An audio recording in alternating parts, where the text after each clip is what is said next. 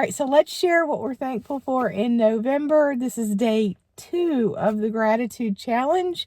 And today I'm going to talk about share a moment when your pet brightened your day, especially during content creation. Since I was focusing on content creation and the 3 pillars of my channel, that ChatGPT came up with that. So if you are not a content creator, but you are a pet owner or a pet parent, let me know something about your furry friends. And but for me, I'm going to actually put something in about content creation and my dog. I have a corgi. He is 12. I've had him since he was 1 week old, actually. That's a whole story in and of itself, and I may share that sometime with you. If you would be interested in hearing about Roland's story, let me know. But for me, sometimes he's part of my channel.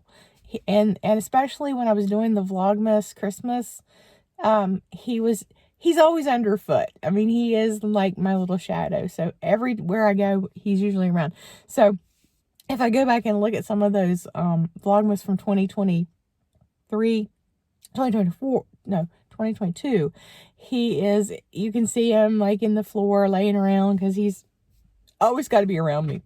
And then last year, I decided that I was going to do shorts with him, and we opened an advent calendar, a dog treat advent calendar that I got at Aldi, which I need to find that this year. I haven't seen it yet. I know it's only November 2nd, so maybe they'll be out next week, but they go fast, so that's why I want to grab one when I see it. So anyway, that was so much fun last year. We were doing that every day. We were opening I was doing a short. We would open up one of the doors. I'd give him his treat. I had a little silly Christmas song with it. And so that was a lot of fun. And I enjoyed doing that. But then I got a horrible sinus infection and sinus nastiness about mid-December.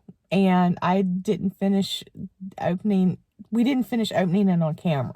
We finished opening it. We just didn't finish opening it. I didn't feel like filming them. But that was so much fun. And then last year, I know when we were doing Vlogmas, there was one day he just kind of bounces up, and that ended up being my thumbnail. I've got like, the corgi's like there. He's like, he's just, So that was fun.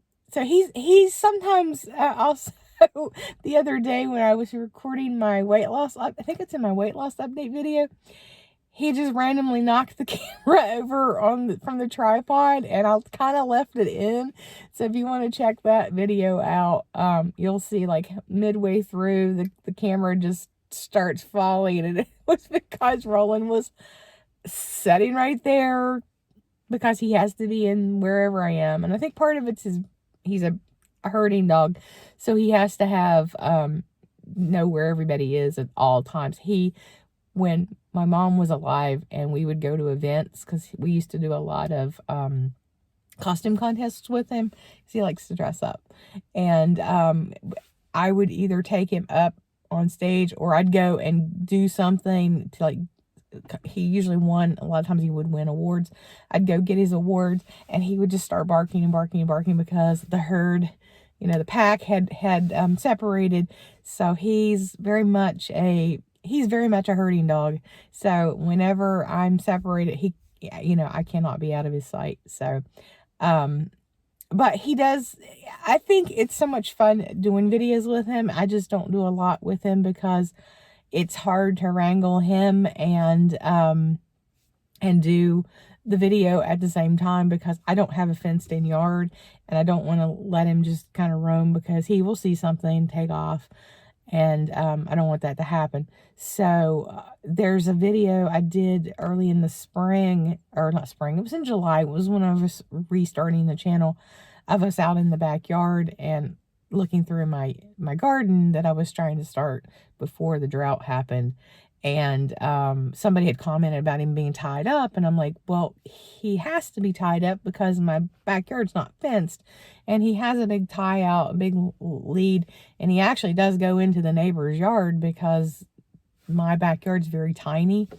So he has plenty of roaming area, because he's also like, that long. He's not very big. He's short, sausage on legs, as they call corgis. But I would love for him to have a backyard so we could play and do stuff like that. But right now, he doesn't. So, but yeah, so I like having him part of my content and when I can. So he's in that video. I've done some shorts with him, mostly shorts because, they're quick little silly things he can do. There was one I did early on of him trying to jump up on the bed because he's short and he can't get up on my bed sometimes, and I set it to Van Halen's Jump because that's what he was doing. So he is just a goofball, and I absolutely adore him, and I love him so much, and I'm so grateful for having him in general.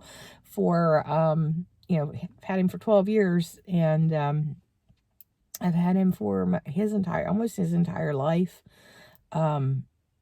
So, in a sense, I am his mom because I had to hand raise him.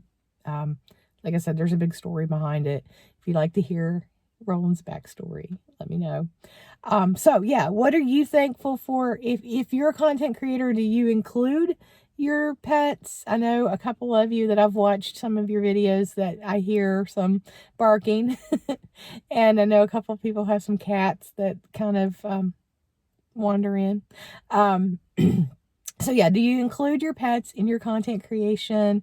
If you're not a content creator, just talk about something that you're thankful for your fur babies or your furry friends, whatever phrase you use. I have a friend who he hates the term fur babies because he's just that way, and I'm like, for those of us who I never had children, so Roland is my child in a sense. So I get mad at him when he says that. It's not like fur babies. It diminishes parents, like whatever. So anyway, okay. So yeah, let me know what you are grateful for with your furry friends. Let's go with furry friends. Okay. All right. I will see you tomorrow. Bye.